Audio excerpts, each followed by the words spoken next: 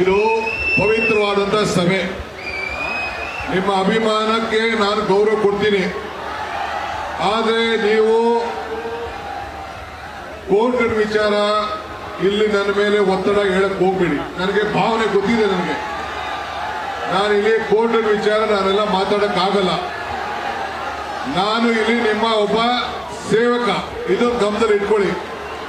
ನಾನು ಮುಖ್ಯಮಂತ್ರಿ ಇರಬಹುದು, ಆದರೆ ರಾಮನಗರ ಜಿಲ್ಲೆಯ ಮಗ. ಆ ಮಗನನ್ನ ಹೆಂಗೆ ಕಾಪಾಡ್ಕೊಳ್ಬೇಕು ಆ ಕೆಲಸ ನೀವೆಲ್ಲ ಸೇರಿ ಮಾಡಬೇಕು.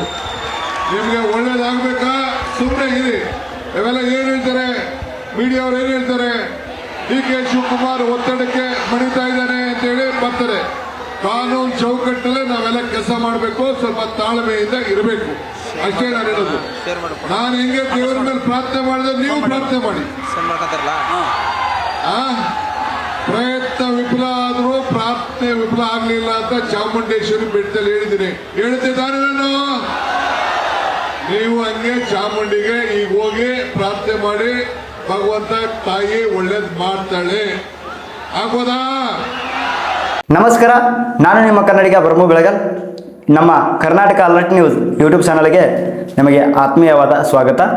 ನಿನ್ನೆ ನಾವೊಂದು ರಾಮನಗರದ ಕ್ರೀಡಾಂಗಣದಲ್ಲಿ ತಾಯಿ ಚಾಮುಂಡೇಶ್ವರಿಯ ಒಂದು ಕರಗ ಮಹೋತ್ಸವ ನಡೆಯುತ್ತೆ. ಆ ಒಂದು ಕರಗ ಮಹೋತ್ಸವಕ್ಕೆ ನಮ್ಮ ರಾಜ್ಯದ ಮುಖ್ಯಮಂತ್ರಿಗಳು ಅಲ್ಲಿಗೆ ಈಗ ಹೋಗಿರ್ತಾರೆ. ಅಲ್ಲಿ ಹೋದಂಥ ಸಂದರ್ಭದೊಳಗೆ ಅವರು ಭಾಷಣ ಮಾಡುವಂಥ ಒಂದು ಸಂದರ್ಭದೊಳಗೆ ಒಂದು ಸೈಡಿಂದ ಡಿ ಬಾಸ್ ಅನ್ನುವಂಥ ಒಂದು ಕೂಗು ಬರೋಕ್ಕೆ ಶುರು ಆಗ್ಬಿಡ್ತೈತಿ. ಅದು ಒಂದು ಸೈಡಿಂದ ಬರುವಂಥದ್ದು ಪೂರ 360 ಪೂರನೂ ಅದು ಆ ಒಂದು ಡಿ ಬಾಸ್ ಅನ್ನುವಂಥ ಕೂಗು ಜೋರಾಗಿ ಕೇಳಿಸ್ತಾ ಹೋಗ್ತೈತಿ. ಆಗ ಕೇಳಿಸ್ತಿರುವಂಥ ಸಂದರ್ಭದಾಗ ನಮ್ಮ ರಾಜ್ಯದ ಮುಖ್ಯಮಂತ್ರಿಗಳಾಗಿರುವಂಥವ್ರು ಡಿ.ಕೆ. ಶಿವಕುಮಾರ್ ಸರ್ ಅವರು ಒಂದು ಅವರ ಒಂದು ಅಭಿಮಾನಿಗಳನ್ನು ಸಮಾಧಾನ ಮಾಡೋದಕ್ಕೋಸ್ಕರ ಒಂದಷ್ಟು ಸಮಾಧಾನದ ಮಾತುಗಳನ್ನು ಹೇಳ್ತಾರೆ. ಆದರೆ ಆ ಒಂದು ಮಾತನ್ನು ಅಭಿಮಾನಿಗಳು ಕೇಳಂಗಿಲ್ಲ, ಮತ್ತಷ್ಟು ಕೂಗನ್ನು ಶುರು ಮಾಡ್ತಾರೆ. ಅದಕ್ಕೆ ಒಂದು ಸ್ವಲ್ಪ ರಾಜ್ಯದ ಮುಖ್ಯಮಂತ್ರಿಗಳು ಸಿಟ್ಟಾದರು. ಮತ್ತು ಅಲ್ಲೇ ದರ್ಶನ್ ಸರ್ ಅಭಿಮಾನಿಗಳು ಅಂದರೆ ಡಿ ಬಾಸ್ ಅಭಿಮಾನಿಗಳು ಅಲ್ಲೇ ಯಾಕೆ ಆ ಒಂದು ಕೂಗನ್ನು ಕೂಗಿದ್ರು ಮತ್ತು ಅವ್ರು ಕೇಳುವಂಥದ್ದು ಅಲ್ಲಿ ಕೂಗಿದ್ದಕ್ಕೆ ಕಾರಣ ಏನು ಅನ್ನೋಂಥದ್ದನ್ನು ಎಲ್ಲವನ್ನು ನಾನು ನಿಮ್ಮ ಮುಂದೆ ವಿವರವಾಗಿ ಹೇಳ್ತಾ ಹೋಗ್ತೀನಿ. ಅದಕ್ಕೂ ಮುನ್ನ ನೀವೇನಾದರೂ ಹೊಸಬರು ನಮ್ಮ ಚಾನಲ್ಗೆ ಭೇಟಿ ಕೊಟ್ಟಿದ್ದೀರಿ ಅಂತಂದರೆ ದಯವಿಟ್ಟು ಸಬ್ಸ್ಕ್ರೈಬ್ ಮಾಡಿಕೊಡ್ರಿ, ಹಾಗೆ ಬೆಲ್ ಐಕನ್ನ ಕ್ಲಿಕ್ ಮಾಡಿಕೊಡ್ರಿ ಅಂತ ಕೇಳ್ಕೊತೀನಿ. ಆ ಒಂದು ಏನು ಕರಗ ಮಹೋತ್ಸವಕ್ಕೆ ರಾಜ್ಯದ ಮುಖ್ಯಮಂತ್ರಿಗಳಾಗಿರುವಂಥವ್ರು ಡಿ.ಕೆ. ಶಿವಕುಮಾರ್ ಸರ್ ಅವರು ಹೋಗಿರ್ತಾರೆ. ಹೋದಂಥ ಸಂದರ್ಭದೊಳಗೆ ಅಲ್ಲಿಗೆ ಅವರು ಹೋಗ್ಯಾರಲ್ಲ ಅನ್ನೋ ಒಂದು ಕಾರಣಕ್ಕೋಸ್ಕರ ಅಲ್ಲಿ ಬಂದಾರಲ್ಲ, ಅದಕ್ಕೋಸ್ಕರ ಈ ಹಿಂದೆ ಏನು ನಿಮಗೆ ಸ್ಪಷ್ಟವಾಗಿ ಹೇಳ್ಬೇಕಪ್ಪ ಅಂತಂದ್ರೆ ಅಲ್ಲಿ ಅವರು ಯಾಕೆ ಕೂಗಿದ್ರು ಅಂತಂದ್ರೆ ಈ ಏನು ಹಿಂದೆ ನಮ್ಮ ಧಾರವಾಡದ ವಿನಯ್ ಕುಲಕರ್ಣಿ ಅವರಿಗೆ ಈಗೇನು BJP ಮುಖಂಡ ಅವ್ರನ್ನ ಒಂದು ಕೊಲೆ ಕೇಸಲ್ಲಿ ಇವ್ರಿಗೊಂದು ಹೆಸರು ಅಡಗಿತ್ತು. ಆ ಒಂದು ಇದ್ರೊಳಗೆ ಇವರಿಗೆ ಜೀವಾವಧಿ ಶಿಕ್ಷೆ ಆಗಿತ್ತು. ಯಾರಿಗೆ? ಈ ಒಂದು ಧಾರವಾಡದ ಶಾಸಕರಾಗಿರುವಂಥವ್ರು ವಿನಯ್ ಕುಲಕರ್ಣಿ ಅವರಿಗೆ ಅಲ್ಲಿ ಜೀವಾವಧಿ ಶಿಕ್ಷೆ ಆಗಿತ್ತು. ಆ ಒಂದು ಇದ್ರ ಅಡಿ ಒಳಗೆ ಅವರಿಗೆ ಈಗ ಒಳ್ಳೆ ಬೇಲ್ ಮೇಲೆ ವಾಪಸ್ ಅವರು ಜಾಮೀನು ಮೇಲೆ ವಾಪಸ್ ಹೊರಗೆ ಬಂದಾರ. ಅದಕ್ಕೋಸ್ಕರ ಅಭಿಮಾನಿಗಳಲ್ಲಿ ಒಂದು ವಿಷಯ ಮುಟ್ಟುವಂತು, ಅಂಥ ರಾಜಕಾರಣಿಗಳು ಒಂದೇ ನಮ್ಮ ನಟನೆಗೆ ಒಂದೇ ಅನ್ನುವಂಥದ್ದು ಒಂದಷ್ಟು ಸಾಮಾಜಿಕ ಜಾಲತಾಣದಲ್ಲಿ ಸೋಷಿಯಲ್ ಮೀಡಿಯಾದಲ್ಲಿ ಅವರು ತಮ್ಮದೇ ಆದಂಥದ್ದು ಒಂದು ರೀತಿಯೊಳಗೆ ಧ್ವನಿಯನ್ನು ಎತ್ತಕ್ಕೆ ಶುರು ಮಾಡಿದ್ರು.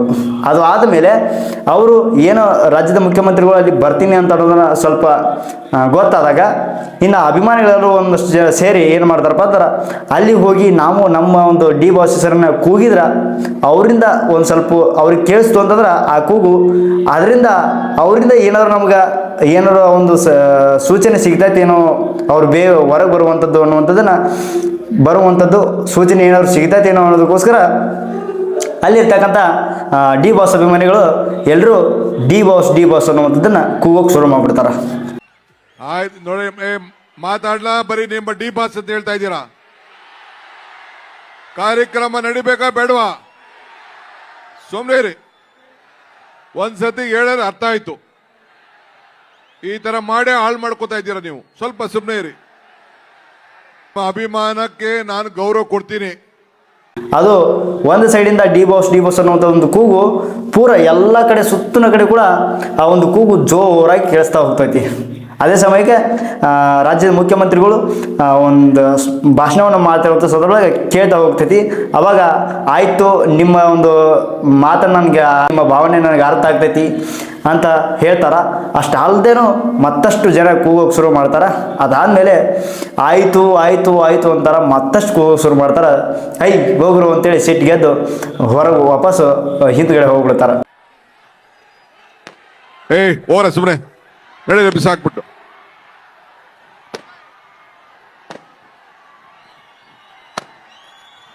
ಡಿ ಬಾಸೆ ಕಟ್ಕೊಂಡು ಹೋಲಿ ಅವರು. ಹಿಂದ್ಗಡೆ ಹೋದಂಥ ಸಂದರ್ಭದಾಗ ಅದಾದಮೇಲೆ ಮತ್ತು ಅಲ್ಲಿ ಸ್ಥಳೀಯ ಶಾಸಕರು ಅವರು ವಾಪಸ್ಸು ಈ ಕಾರ್ಯಕ್ರಮ ಚೆನ್ನಾಗಿ ನಡೆಯಕತ್ತೈತಿ, ಅದಕ್ಕೆ ನೀವೆಲ್ಲರೂ ಈ ರೀತಿ ಮಾಡೋದು ಸರಿಯಲ್ಲ, ಈ ನಮ್ಮ ಕಾರ್ಯಕ್ರಮ ಒಂದು ಅವಕಾಶ ಚೆನ್ನಾಗಿ ಮಾಡಿರಿ ಅಂತೇಳಿ ಅಭಿಮಾನಿಗಳಿಗೆ ಹೇಳ್ತಾರೆ. ಅದಾದಮೇಲೆ ಮತ್ತಷ್ಟು ರಾಜ್ಯದ ಮುಖ್ಯಮಂತ್ರಿಗಳು ವಾಪಸ್ ಬಂದು ಭಾಷಣವನ್ನು ಭಾಳ ಪ್ರೀತಿಯಿಂದ ಮಾತಾಡೋಕ್ಕೆ ಶುರು ಮಾಡ್ತಾರೆ. ಯಾಕೆ ಆ ಒಂದು ಕೂಗನ್ನು ಕೂಗಿದ್ರು ಅಂತಂದ್ರೆ ಇದೇ ಒಂದು ವಿಷಯ.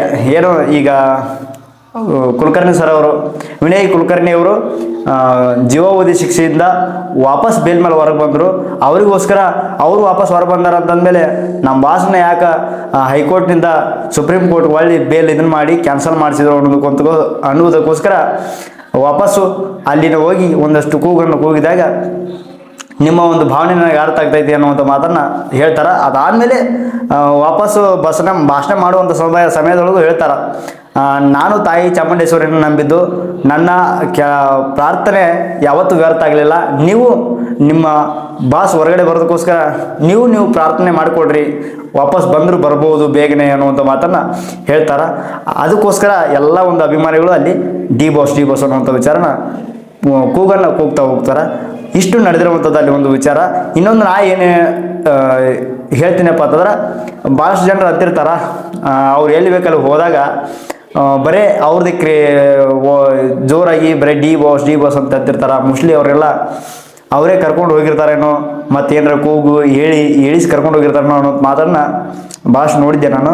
ಇವತ್ತು ಆ ವ್ಯಕ್ತಿ ಅಲ್ಲಿಲ್ಲ, ಆದರೂ ಕೂಡ ಇವತ್ತು ಅಲ್ಲಿಲ್ಲ ಅಂತಂದ್ರೂ ಕೂಡ ಅವ್ರ ಫ್ಯಾನ್ಸು ಯಾವತ್ತೂ ಕೈ ಬಿಟ್ಟಿಲ್ಲ. ಎಲ್ಲಿ ಹೋದರೂ ಆ ಒಂದು ಅಭಿಮಾನ ಇದ್ದೇ ಇರ್ತೈತಿ.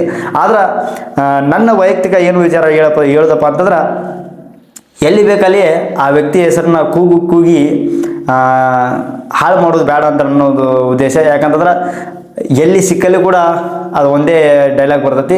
ಅದಕ್ಕೆ ಒಂದು ಸಮಯ, ಒಂದು ಎಲ್ಲಿ ಯಾವಾಗ ಆ ಒಂದು ಕೂಗನ್ನು ಕೂಗಿದ್ರೆ ಅದಕ್ಕೆ ಬೆಲೆ ಸಿಗತೈತಿ ಅನ್ನುವಂಥದ್ದು ಇತ್ತಂದ್ರೆ ಮಾತ್ರ ಆ ಒಂದು ಕೂಗನ್ನು ಹಾಕಿರಿ ಅನ್ನುವಂಥ ಮಾತು ಹೇಳಕ್ಕೆ ಇಷ್ಟಪಡ್ತೀನಿ. ಯಾಕಂದ್ರೆ ಸಿಕ್ಕಲ್ಲಿ ಹೇಳಿ ಆ ವ್ಯಕ್ತಿಗೆ ಒಂದೊಂದು ಟೈಮ್ ಒಳಗೆ ಅನಿಸಿರ್ತೈತೆ ನನಗೆ.